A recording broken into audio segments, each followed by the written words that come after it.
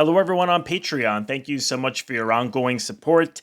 Today's video is where I talk about some movies under a certain kind of theme, or they can be from a certain actor, a certain country, a certain director, a certain genre, and so on and so forth. And this month, I wanted to make some recommendations of Italian noir.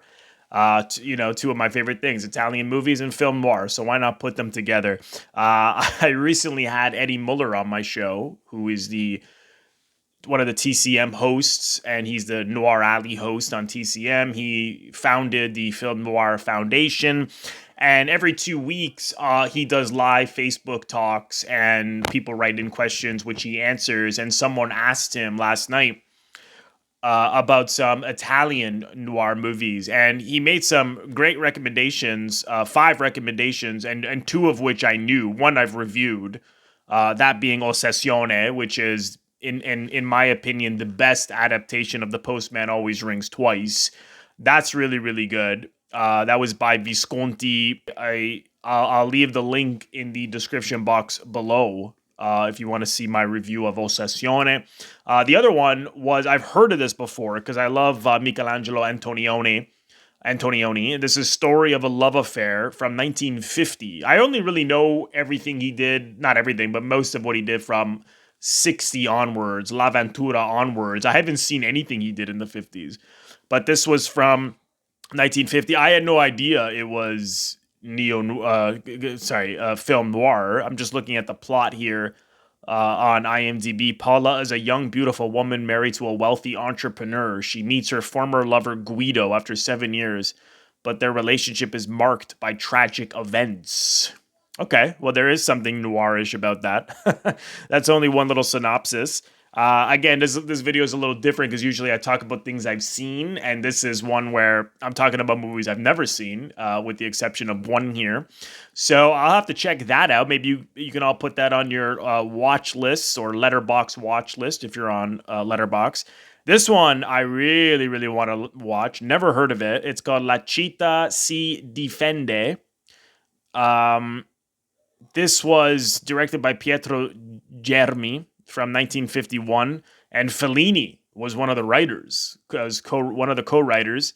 Apparently, it's like the Asphalt Jungle, from what Eddie said. It's 4 criminals commit a robbery at a soccer stadium and then split up to try to hide separately from the police. Okay, yeah, so that's Gina Lollobrigida is in that one. So that's certainly one to check out. And then we have Senza Pietà. This one sounds really interesting. 1948, Alberto Lattuada. Fellini also was one of the writers on this, with Lattuada and Ettore Maria Margadona.